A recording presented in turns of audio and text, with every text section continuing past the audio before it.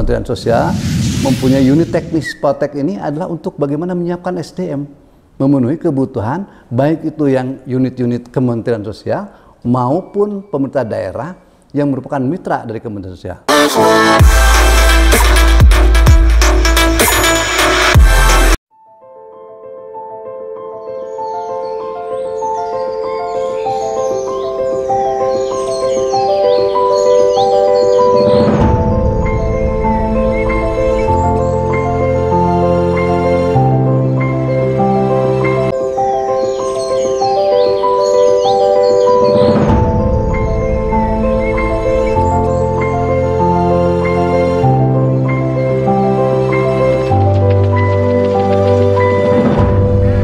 Assalamualaikum warahmatullahi wabarakatuh. Wilujeng Sumping di pojok BP3S. Bertemu lagi dengan saya Septiana Putri yang akan mendampingi kalian selama beberapa menit ke depan.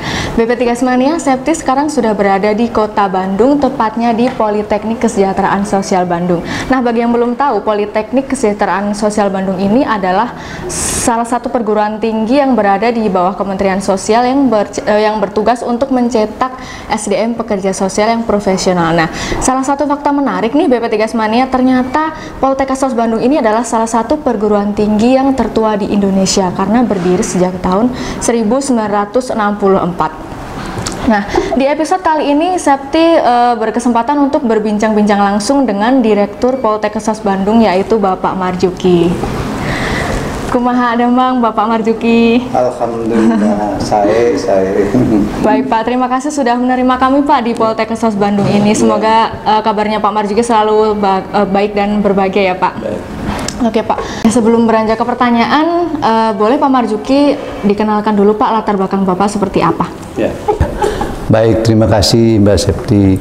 Saya ini sebagai dosen ya, yang dari tahun 2006 sudah mendapat tugas tambahan.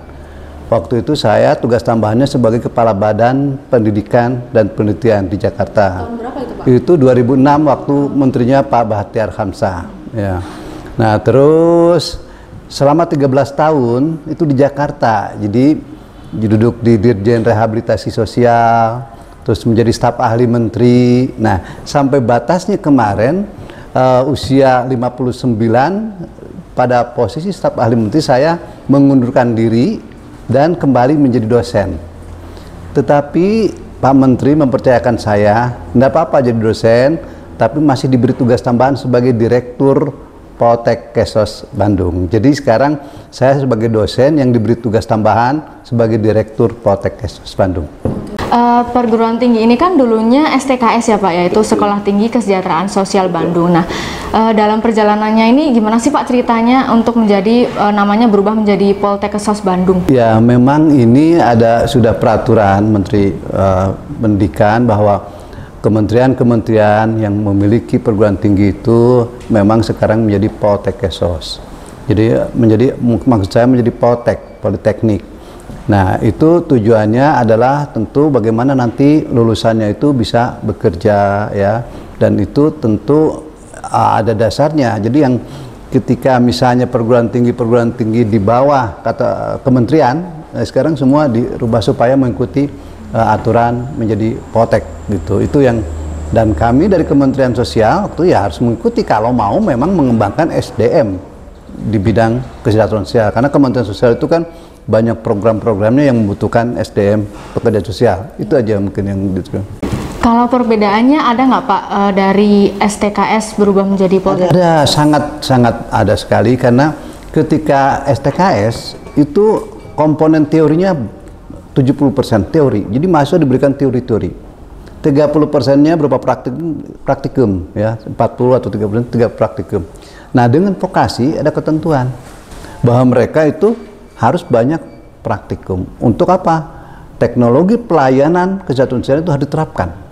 Namanya vokasi, nanti dia mampu menjadi tenaga-tenaga yang profesional. Nah, menjadi profesional itu bukan hanya teoritisnya kan.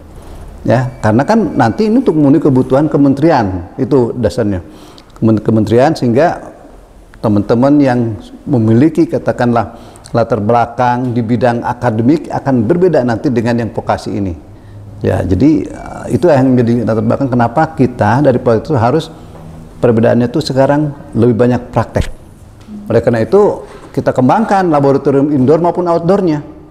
Misalnya indoor, di sini kita punya laboratorium untuk bagaimana misalnya menangani disabilitas, bagaimana menangani yang lansia, bagaimana menangani yang ODGJ, orang dengan gangguan jiwa. Itu kita mencoba untuk terus memenuhi kebutuhan laboratorium indoor maupun outdoor. Nah, outdoor itu di masyarakat, di lembaga-lembaga. Oh, jadi terjun langsung begitu ya Pak? Ya, jadi mahasiswa itu nanti setelah beberapa kali pertemuan di kuliah, kita dorong atau kita berangkatkan dengan supervisi dosen-dosen ke lembaga-lembaga, sehingga mereka bukan dia bukan hanya knowledge yang punya, tapi know-how. Kalau hanya knowledge kan udah baca buku saja. Tapi kalau know-how, dia tahu mempraktekkan apa, bagaimana teknologi pelayanan yang diajarkan itu diterapkan pada real. Ada 26 namanya PPKS sekarang, pemerlu pelayan keadilan sosial. Nah, itu dari mulai bagaimana menangani kemiskinan, bagaimana menangani dan seterusnya, itu yang jenis-jenis masalah yang dikembangkan. Ya. Poltekkes ini kan mencetak SDM pekerja sosial ya Pak. Pengertian pekerja sosial itu sendiri apa sih Pak? Ya, sebetulnya banyak akademisi yang memang mengumumkan pengertian pekerja sosial itu. Tetapi saya ingin mungkin mengutip satu undang-undang yang baru ini, Undang-Undang Nomor 14 tahun 2009 tentang pekerjaan sosial. Itu sangat jelas menyebutkan bahwa pekerja sosial itu adalah aktivitas pertolongan profesional yang terencana, terpadu, berkesinambungan, dan tersupervisi untuk mencegah disfungsi sosial. Jadi kalau dilihat dari definisi ini, maka tahapan-tahapan pada pekerjaan sosial dari mulai intake proses, assessment, plan of intervention sampai follow up-nya itu sangat-sangat tergambar, dan memang itu pekerja sosial menjadi profesional. Ya, jadi dari pengertian inilah akhirnya harus diadopsi oleh teman-teman. Ada 29 perguruan tinggi khusus yang nanti mengacu pekerja sosial itu seperti itu. Jadi undang-undangnya sudah punya, alhamdulillah, kita undang-undang pekerja sosial nomor 14 2019. Jadi baru sebetulnya itu penetapannya. Itu. Kalau pekerja sosial ini sebenarnya seberapa dibutuhkannya sih Pak dalam pembangunan kesejahteraan sosial? Sebetulnya ini terus terang saja, kita ini dalam penyelenggaraan kesehatan ada 4 ya. Ada rehabilitasi sosial, ada juga berkaitan dengan jaminan sosial, ada penanggulangan kemiskinan juga gitu kan, ada rehabilitasi sosial. Itu membutuhkan pekerja sosial. Untuk apa? Untuk menangani masalah-masalah yang tentu sifatnya memang itu katakanlah yang klinis, yang tadi pendekatan mikro, yaitu yang ada di rehabilitasi sosial. Contoh misalnya orang-orang yang memiliki gangguan mental, itu kan perlu pendamping. Orang-orang lansia yang bedridden, yang sudah tidak bisa apa-apa, atau orang-orang yang tentu dia kenakalan dari mulai anak sampai, itu kan permasalahan. Kalau dilihat dari siklus kehidupan, anak-anak yang diterlantarkan, anak yang diperjualbelikan, itu pekerja sosial sangat dibutuhkan untuk bagaimana pendamping. Masuk remaja, kenakalan remaja, ya, remaja yang diperjualbelikan. Masuk dewasa, KDRT lah di situ ya, kekerasan dalam rumah tangga. Masuk pada ortua, terus lansia yang juga diterlantarkan, itu membutuhkan pekerja sosial. Sehingga kita tentu di Kementerian Sosial mempunyai unit teknis Poltek ini adalah untuk bagaimana menyiapkan SDM, memenuhi kebutuhan baik itu yang unit-unit Kementerian Sosial maupun pemerintah daerah yang merupakan mitra dari Kementerian Sosial. Sekarang kan sudah otonomi itu jadi bermitra, bukan lagi secara vertikal gitu, ini menugaskan dinas sosial gitu, nggak bisa lagi. Jadi itu bermitra dengan dinas provinsi, kabupaten, kota. Dan kalau dilihat dari jumlah tentu sedikit sekali ya, atau belum memenuhi kebutuhan untuk lembaga-lembaga atau SDM-SDM yang ada di lembaga pelayanan sosial. Oke, kalau menurut Pak Marjuki, bagaimana sih Pak mengenai kuantitas dan kualitas SDM pekerja sosial saat ini Pak? Kuantitas itu kalau ya itu masih kurang ya.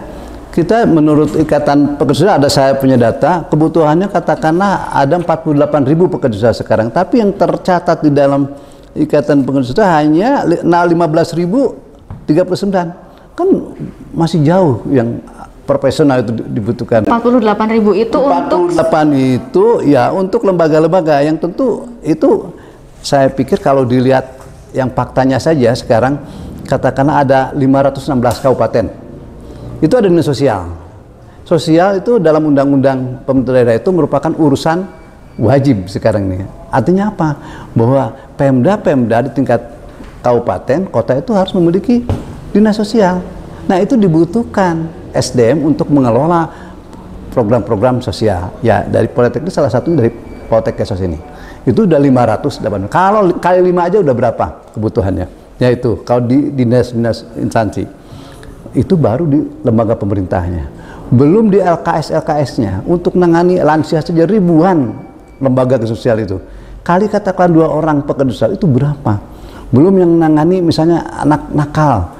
Belum yang menangani macam-macam 26 PPKS itu membutuhkan pekerja sosial. Makanya dari kuantitas masih kurang. Walaupun kita memiliki 29 perguruan tinggi yang mempunyai jurusan KS. Tetapi memang di Indonesia ini baru inilah yang Polteknya. Ya, mereka lebih banyak ke akademik. Di 70% pada teori-teori, tapi di sini adalah ke prakteknya. Karena untuk memenuhi kebutuhan yang tadi sangat teknis. Itu dari kuantitas. Oh, iya. Nah, dari sisi kualitas tentu ini kita memang didorong untuk bagaimana nanti menjadi pendidikan profesi. Artinya khusus setelah mereka sarjana itu diberi tambahan 1 tahun lagi atau 2 semester untuk menggeluti bagaimana keahlian dalam profesinya. Contoh dokter, ada spesialis apa, itu nanti akan seperti ini. Gitu pada pendidikan profesi itu. Oke, kalau menurut Pak Marzuki, bagaimana sih Pak ketertarikan anak muda untuk terjun sebagai pekerja sosial? Ya, kalau tadi ini harus bedakan antara sebagai pekerja sosial profesional dengan relawan. Karena kalau dulu kan sempat itu pokoknya setiap orang yang bergerak di bidang sosial jadi pekerja sosial kan begitu. Itu dalam sisi akademik nggak bisa begitu.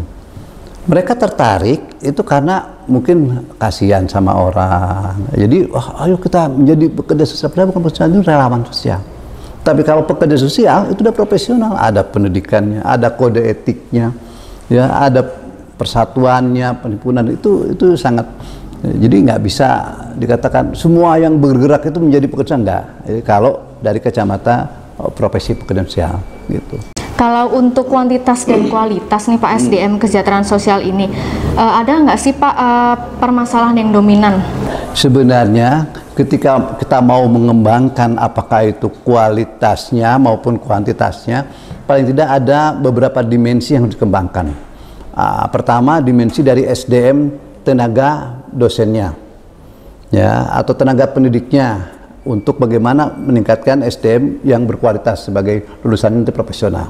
Yang kedua dari sarana prasarananya, karena vokasi nanti kan perlu ada laboratorium sesuai dengan jenis minat dari mahasiswanya. Ada yang menangani, ada ODGJ orang dengan gangguan jiwa, ada yang menangani WTS, dulu WTS sekarang menjadi ya namanya masih WTS ya. Itu ada yang menangani HIV/AIDS, ada yang menangani misalnya yang sekarang ini gender itu ya, yang waria, ada yang seperti itu. Ketertarikan mahasiswa dari 26 jenis itu sangat beragam ya. Nah, itu dari situ kita bisa lihat perlu fasilitasi, perlu sarananya untuk dikembangkan. Nah, dari sisi anggaran tentu juga ya harus pasti mengikuti lah kalau sudah banyak lab yang dikembangkan. Dan regulasi. Alhamdulillah kita sudah punya undang-undang ya tentang kesejahteraan sosial, undang-undang pekerjaan sosial ya itu, dan undang-undang Pemda juga itu sangat berpihak untuk sosial, bahwa sosial itu urusan wajib di Pemda itu ya. Ternyata berat juga ya Pak tugas Poltek Sos ini, karena untuk mencetak SDM pekerja sosial. Betul. Itu ada tidak sih Pak kendalanya dalam prosesnya? Ya, tentu kalau saya mengatakan bukan hanya, tapi itu tantangan bukan kendala. Ya, seperti yang tadi 5 dimensi itu dipenuhi. Ya, Poltek sekarang sudah dosennya sudah mulai ada mungkin sekitar 40 doktornya. Ya. Dan ini terus akan dikembangkan sehingga nanti dosen-dosennya juga bisa mengampu mata kuliah yang dibutuhkan atau sesuai dengan pengembangan profesinya. Ya, nah itu kalau orang bilang kendalanya apa, pasti di anggarannya, pasti di sana, kan itu kendala. Tapi menurut saya itu tantangan yang harus dipenuhi ya, untuk bagaimana nanti agar apa yang dibutuhkan untuk pengembangan pendidikan, pengembangan sana itu bisa berjalan dengan baik ya itu. Jadi kalau saya kendala ya selalu ada lah kendala itu ya. Tetapi saya mengatakan kendala itu merupakan peluang dan tantangan bagi PAM untuk mengembangkan, untuk memenuhi apa yang diperlukan untuk pembangunan SDM. Oke, tantangan pembangunan sosial ini semakin kompleks ya Pak ternyata. Betul. Jadi perlu penguatan dari SDM Kesos. Maka dari itu profesionalitas pekerja sosial akan menjadi suatu pilihan yang strategis ya Pak. Kalau di Poltek Kesos Bandung ini ada berapa program studi Pak? Ada 4 program studi sementara ini ya. Yang sudah tuh magister terapan dan ada sarjana pekerja sosial, ada juga prodi yang berkaitan dengan perlindungan dan jaminan sosial, dan ada prodi rehabilitasi sosial. Ini hampir menyamai dengan struktur di kementerian itu, karena kementerian itu ada direktorat rehabilitasi sosial, direktorat jamsos, FM gitu ya. Nah cuma FM belum kita buka di sini ya, karena itu nanti ada di prodi Lindayasop. Nah, mungkin nanti kewirausahaan sosial akan kita buka juga, yaitu untuk bagaimana nanti ada profesi dari Peksos itu yang mampu meningkatkan ekonomis produktif bagi penerima manfaat sehingga tadi dia tidak miskin lagi, seperti itulah. Jadi ada 4 prodi. Oke, kalau untuk inovasi untuk tahun 2021 ini ada tidak Pak yang akan dikembangkan? Ya. Inovasi misalnya di bidang pendidikan dan pengajaran itu yaitu amanatnya bahwa mudah-mudahan Poltek Kesos ini bisa membuka pendidikan profesi, yaitu inovasi yang akan dikembangkan. Sementara di bidang penelitian kita juga akan mencoba dengan penelitian yang antar negara itu untuk melihat bagaimana permasalahan-permasalahan sosial bukan hanya di Indonesia tapi di secara ASEAN, bagaimana regional, bagaimana, sehingga itu nanti tentu akan memberi masukan kepada kurikulum kita. Inovasi itu terus kepada juga pembelajaran yang harus ada, termasuk juga pada instrumen-instrumen yang dikembangkan oleh Poltek Kesos ke depannya. Oke Pak, kalau di episode sebelumnya itu saya sempat dengar akan ada pembangunan kampus 2 di Poltek Kesos Pak. Nah itu update-nya seperti apa Pak? Saya atau kami dari Poltek ini memang punya tugas untuk menyiapkan lahan, tanah dengan berbagai fasilitasi secara dokumen, misalnya melakukan andalalin ya, terus juga berkaitan dengan persatuan administrasi, sehingga kita sudah punya beli lahan itu 14,9 hektar.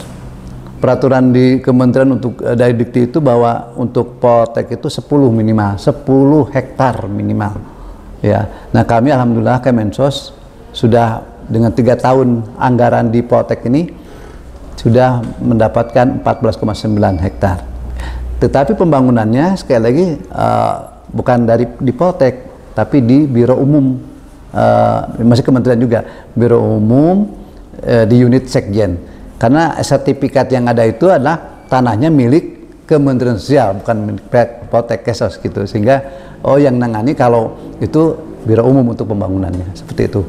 Jadi kalau ingin nanya kapan Pak pembangunannya, tanya nanti ke Pak Sekjen mungkin atau ke Kepala Biro Umum gitu. Kapan mau dibangun di Soreang ini gitu. Ya.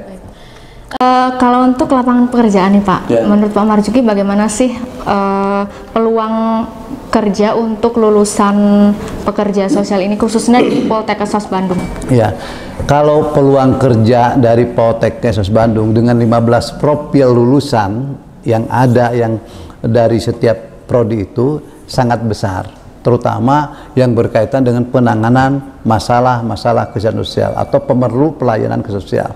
Yang saya katakan tadi ada 26 jenis. Nah 26 jenis masalah itu kan bukan hanya ditangani oleh lembaga pemerintah saja. Kalau lembaga pemerintah berarti dia kerjanya di dinas instansi sosial, baik di provinsi maupun kabupaten kota. Itu peluangnya di situ nih. Tetapi juga dengan mitra-mitranya. Banyak lembaga-lembaga kesehatan sosial yang dibangun untuk menangani masalah itu. Dia bisa juga bekerja seperti itu ya. Sebagai pendamping, sebagai supervisor, itu bisa sangat dimungkinkan. Oke, ini Pak saya lihat banyak ya Pak, ini sepertinya penghargaan-penghargaan ini apa saja nih Pak? Ya ini Poltek Kesos Bandung ini. Ya ini seperti ini dari kementerian ya, wilayah bebas dari korupsi BBK gitu. Terus ini juga berkaitan quality management system sudah ada, sudah dapatkan gitu ya. Dan beberapa penghargaan ya, bahwa kita ini memang harus mencoba sebagai perguruan tinggi itu bagaimana tata kelola untuk perguruan tinggi secara baik menghasilkan lulusan yang insya Allah profesional. Itu. Kalau untuk Green Campusnya itu sendiri bagaimana Pak? Green Campus itu memang itu harapan dari pembangunan sebetulnya. Nanti ke depan diharapkan di kampus baru itu Green Building namanya sebetulnya, yang ada terminologinya, tapi orang menyebutnya Green Campus. Itu nanti diharapkan ramah lingkungan, ya, terus juga bangunan-bangunannya itu juga tidak terlalu banyak menggunakan energi seperti AC dan sebagainya, pokoknya lebih banyak ke ramah lingkungannya nanti. Ya mudah-mudahan nanti Biro Umum bisa membuat bangunannya seperti itu. Kami hanya mungkin menggunakan, ya, nanti ada dosen, ada mahasiswanya dikonsentrasikan di sana. Dan saya dengar juga nanti bahwa masuk kampus itu nggak pakai motor, nggak pakai mobil, pakai sepeda. Bayangkan 14 hektar itu kan luar jauh juga kalau jalan kaki gitu. Tapi nah seperti itulah untuk green building atau green campusnya. Saya tuh juga pernah dengar nih Pak, kalau ada pendidikan ikatan dinas di Poltekkes Bandung ini, katanya kalau ada mahasiswa yang berprestasi itu akan berkesempatan menjadi ASN di Kementerian Sosial. Nah, bagaimana itu Pak? Ya, sebenarnya itu kita sudah mengupayakan sebetulnya untuk namanya pola pembibitan. Dulu memang kita di sini ada namanya ikatan dinas, ada tugas belajar, ya, kalau tugas belajar penuh. Nah, ke depan itu memang kami sudah berupaya, bahkan Pak Menteri dulu sudah bersurat ke Menpan bahwa di Poltek ini nanti diupayakan sekitar 100 atau 200 orang ini lulusannya, bukan lulusan-lulusan itu jadikan ASN untuk mengisi yang pensiun di Kementerian Sosial. Tapi ya namanya proses administrasi sampai sekarang belum jawabannya dari Menpan, masih dalam kan moratorium untuk PNS ASN ini kan. Jadi kami sedang memantau perkembangan perizinannya itu. Oke, jadi sejauh ini kalau untuk melamar di sebagai ASN di Kementerian Sosial tetap dengan formasi CPNS itu ya Pak? Betul, masih seperti itu. Ya, tapi kalau nanti itu pola pembibitan itu juga diseleksi, tapi internal seleksi, ya, dari sekian orang yang melamar, terus nanti dia masuk untuk pola pembibitan, dan itu untuk ASN ke depan. Oh iya, BP3 Mania, Septi hampir lupa nih, kalau Poltekkes Bandung ini merupakan salah satu satuan kerja yang berada di Badan Pendidikan, Penelitian, dan Penyuluhan Sosial juga. Oke Pak, mungkin sebelum kita tutup nih Pak, ada nggak Pak pesan-pesan dari Pak Marjuki untuk BP3 Mania dan teman-teman semuanya? Ya, baik, ini barangkali pesan dari saya yang kebetulan sekarang diberi tugas yang untuk pertama kali memimpin Poltekkes ini.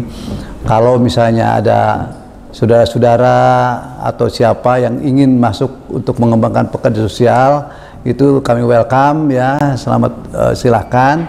Dan tentu kami berharap juga dengan adanya SDM yang tentu dihasilkan dari Poltek ini, maka nanti lembaga-lembaga kesehatan sosial baik itu di pemerintah maupun di masyarakat bisa terisi oleh SDM yang sesuai dengan profesinya. Itu, dan sekali lagi terima kasih, ya, atas kunjungan Mbak Septi ke sini, dan kami bisa menginformasikan bahwa inilah Poltekkes sebagai unit pelaksana di bawah Badiklit Pensos. Ya, terima kasih. Oke, terima kasih Pak Marjuki sudah hadir di episode kelima Pojok BP3S kali ini. Terima kasih. Ya. Semoga Poltekkes semakin maju ya Pak untuk mencetak SDM pekerja sosial. Baik, terima kasih Ami. Bagi BP3S Mania dan teman-teman semuanya, tetap ikuti terus perkembangan isu-isu strategis mengenai SDM Kesos tentunya di Pojok BP3S. Kritik dan saran masih kami terima di kolom komentar. Tepang deui di acara salajengna. Wassalamualaikum warahmatullahi wabarakatuh.